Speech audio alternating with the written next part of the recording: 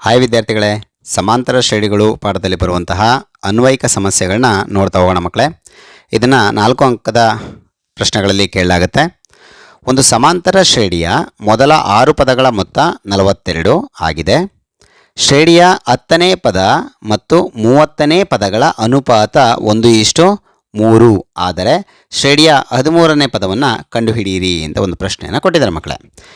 ಇಲ್ಲಿ ಕೊಟ್ಟಿರುವಂತಹ ಪ್ರಶ್ನೆಯನ್ನು ಕರೆಕ್ಟಾಗಿ ವಿಶ್ಲೇಷಣೆಯನ್ನು ಮಾಡಿ ಮಕ್ಕಳೇ. ಒಂದು ಸಮಾಂತರ ಶ್ರೇಣಿಯ ಮೊದಲ 6 ಪದಗಳ ಮೊತ್ತ 42. ನೋಡಿ, ಮೊದಲ 6 ಪದಗಳ ಮೊತ್ತ 42 ಅನ್ನನ್ನು ಸೆಪ್ರೇಟ್ ಬರ್ಕೊಂಡಿದ್ದೀನಿ. ಜೊತೆಗೆ ಶ್ರೇಣಿಯ 10ನೇ ಪದ ಮತ್ತು 30ನೇ ಪದಗಳ ಅನುಪಾತ 1:3 ಅದನ್ನು ಸೆಪ್ರೇಟ್ ಬರ್ಕೊಂಡಿದ್ದೀನಿ ಮಕ್ಕಳೇ. 10ನೇ ಪದ ಮತ್ತು 30ನೇ ಪದಗಳ ಅನುಪಾತ 1:3 ಆದರೆ 13ನೇ ಪದವನ್ನು ಕಂಡುಹಿಡಿಯಬೇಕು ಅಂತ ಪ್ರಶ್ನೆಯನ್ನು ಕೇಳಿದ್ದಾರೆ ಮಕ್ಕಳೇ. ಈಗ ಒಂದೊಂದನ್ನಾಗಿ ಬಿಡಿಸ್ತಾ ಹೋಗೋಣ ಮಕ್ಕಳೇ. ಮೊದಲ 6 ಪದಗಳ ಮೊತ್ತ ಅಂತ ಕೊಟ್ಟಿರೋದ್ರಿಂದ SN ಸೂತ್ರವನ್ನು ನಾವು ಬಳಸ್ಕೋಬೇಕು. ಪದಗಳ ಮೊತ್ತ, ಎಷ್ಟು ಪದಗಳ ಮೊತ್ತ ಮಕ್ಕಳೇ? 6 ಪದಗಳ ಮೊತ್ತ. ಹಾಗಾಗಿ S6 ಅಂತ ಬರ್ಕೊಳ್ತೀವಿ. N ಅಂದರೆ ಎಷ್ಟು? 6 = 42ನ ಹಾಗೆ ಬರ್ಕೊಳ್ಳಿ. SN ಸೂತ್ರವನ್ನು ಇಲ್ಲಿ ನೆನಪು ಮಾಡ್ಕೊಂಡು ಬರ್ಕೊಳ್ಳಿ ಮಕ್ಕಳೇ. n/2 × 2a + n - 1 × d ಅದನ್ನು ಬರ್ಕೊಂಡಿದ್ದೀನಿ. = 42ನ ಹಾಗೆ ಬರ್ಕೊಳ್ಳಿ. ಇಲ್ಲಿ n ಇರೋ ಜಾಗದಲ್ಲಿ 6ಅನ್ನು ಚೇಂಜ್ ಮಾಡಬೇಕು ಮಕ್ಕಳೇ. ಯಾಕೆಂದರೆ 6 ಪದಗಳು ಅಂತ ಅವರೇ ಕೊಟ್ಟಿರೋದ್ರಿಂದ n ಬದಲು 6 ಅಂತ ಹಾಕ್ಕೊಳ್ಳಿ.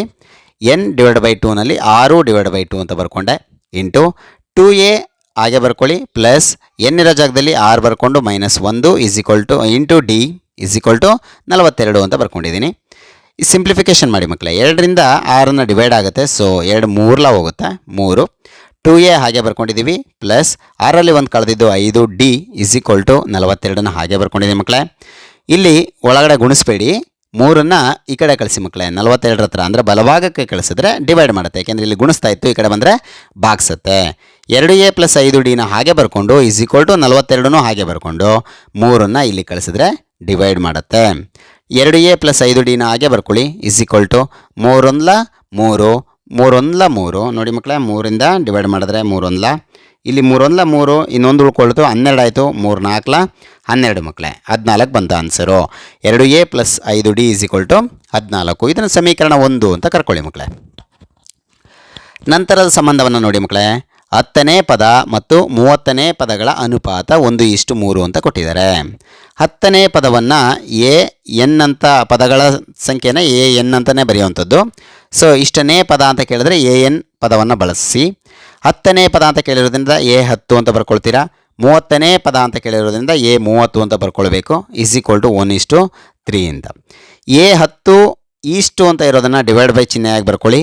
A10 / A30 = 1/3 ಅಂತ.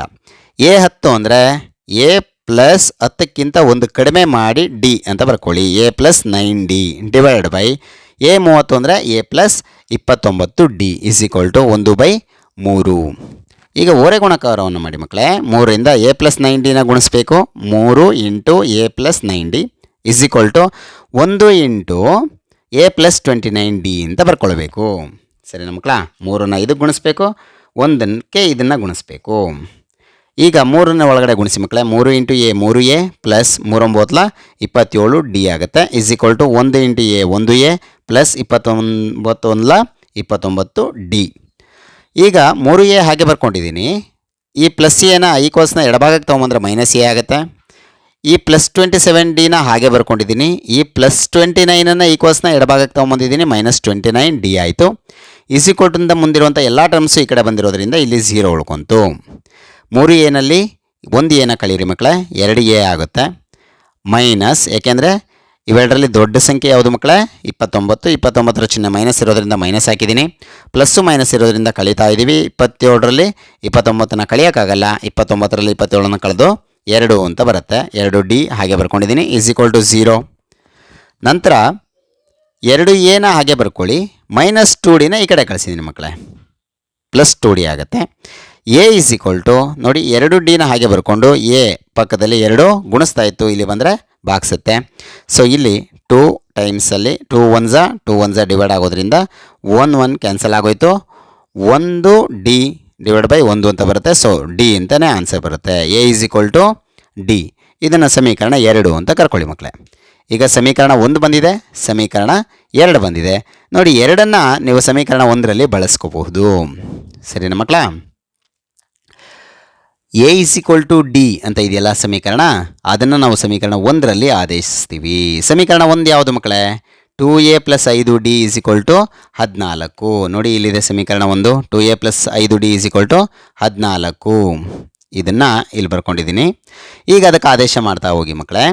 A is equal to D ಅಂತ ಬಂದಿದೆಯಲ್ವಾ? ಹಾಗಾದರೆ 2a + 5d is equal to 14ರಲ್ಲಿ ನೋಡಿ ಮಕ್ಕಳೇ, 2a 2ನ ಹಾಗೆ ಬರ್ಕೊಂಡ್ವಿ, ಬಟ್ ಎ ಅಂತಂದ್ರೆ ಏನು? ಡಿ. ಎ ಬದಲು ಡಿ ಅಂತ ಚೇಂಜ್ ಮಾಡ್ಕೊಂಡಿದ್ದೀವಿ. +5d ಹಾಗೆ ಇದೆ, +14 ಹಾಗೆ ಇದೆ. ಇಲ್ಲಿ ನೋಡಿ ಮಕ್ಕಳೇ ಏನಾಗುತ್ತೆ, 2d ಮತ್ತು 5d ಸಜಾತಿಯ ಪದಗಳಾಗಿರೋದ್ರಿಂದ ಇವೆರಡನ್ನು ಕೂಡಬಹುದು. 5 2 7d ಆಯಿತು, ಇಸ್ ಈಕ್ವಲ್ ಟು 14 ಹಾಗೆ ಇದೆ.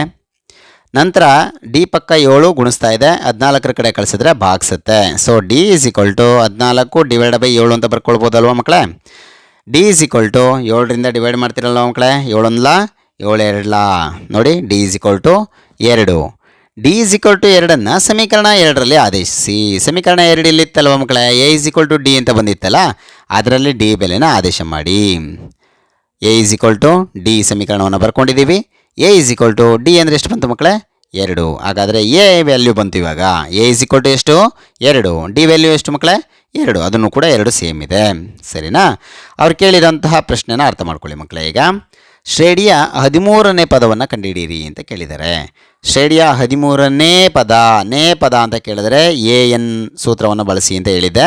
ಹಾಗಾಗಿ 13ನೇ ಪದ ಅಂತ ಕೇಳಿರೋದ್ರಿಂದ A13 ಅಂತ ಬರ್ಕೊಳ್ಳಿ.